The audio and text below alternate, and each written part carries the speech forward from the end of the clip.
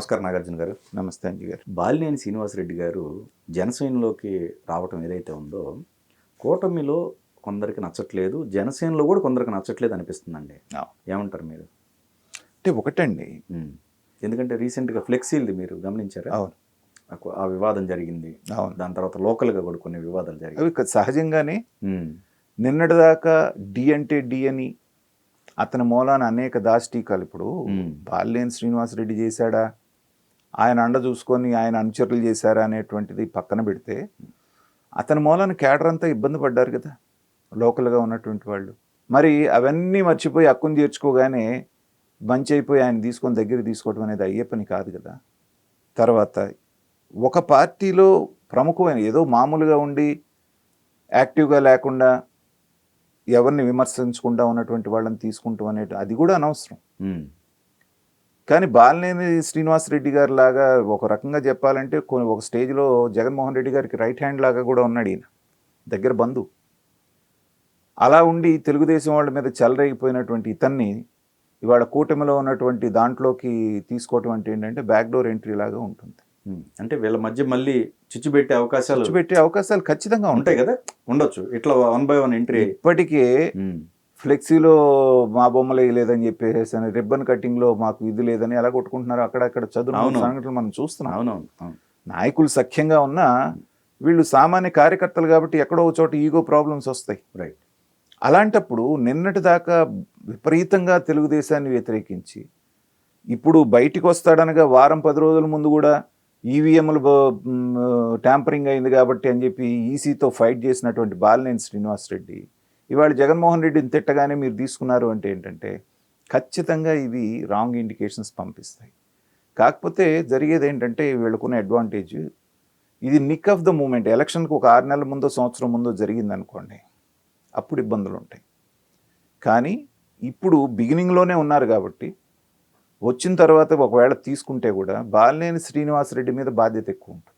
తన మూలాన్ని ఎవరైతే కష్టపడ్డారో, తనకు అంటే అసమ్మతి ఎవరికి ఉందో వాళ్ళని సముదాయించుకోవాల్సినటువంటి బాధ్యత బాలినేని శ్రీనివాసరెడ్డి మీదే ఉంటుంది. సో అది గనక ఆయన చేయలేదనుకోండి, ఇక రాజకీయంగా అటు ఇటు కాకుండా అయిపోయేటువంటి పరిస్థితులు మనం చూసాం. కరణం బలరాం లాంటి బలమైనటువంటి నాయకుడు ఇవాళ రాజకీయ సమాధి అయిపోయాడు కదా. చక్కగా చీరాల్లో గెలిపించిన వెంటనే అంత ప్రాధాన్యత ఇచ్చిన చంద్రబాబు నాయుడు గారిని పక్కన పెట్టి జగన్మోహన్ రెడ్డి దగ్గరికి వెళ్ళావు. ఏమైంది ఇవాళ? నీకు లేదు, నీ వారసుడికి లేదు, అసలోడికి లేకుండా పోయింది.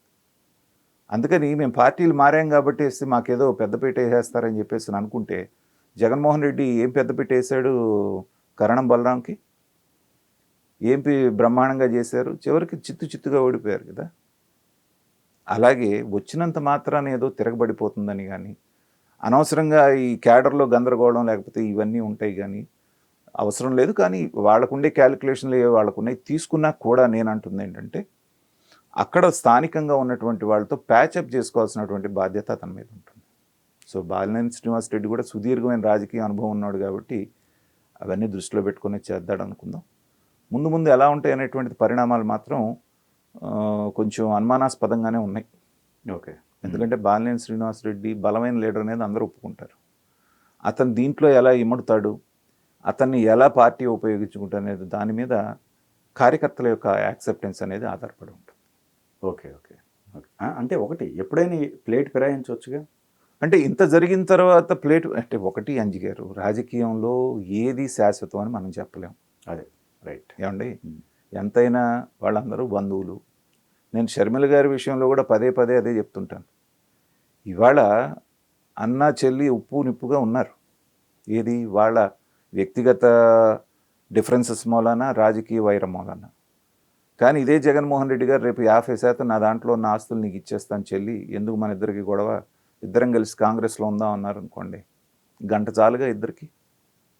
ఆవిడ కాంగ్రెస్లోనే ఎదురుగా ఉంది. అవును. జగన్మోహన్ రెడ్డి కాంగ్రెస్లోకి వెళ్తానంటే ఇప్పుడు అన్నకు వ్యతిరేకమైనట్టు కాదు కదా, అన్నే వాళ్ళ పార్టీలోకి వస్తున్నట్టు కదా. ఈ పాసిబిలిటీ ఈ రక్త సంబంధంలో ఎప్పుడూ ఉంటుంది. సో ఇవాళ ఇది రేపొద్దున జగన్మోహన్ రెడ్డి గెలిచేటువంటి పరిస్థితి వచ్చిందనుకోండి 2029లో, ఈయనే కాదు తెలుగుదేశంలో ఇవాళ చంద్రబాబు నాయుడు గారికి అత్యంత సన్నిహితంగా ఉన్నవాళ్ళు కూడా వెళ్ళిపోయినా ఆశ్చర్యపోవాల్సిన పర్లేదు. ఓకే. రాజకీయాలు డైనమిక్గా ఉంటాయి ఇప్పుడు.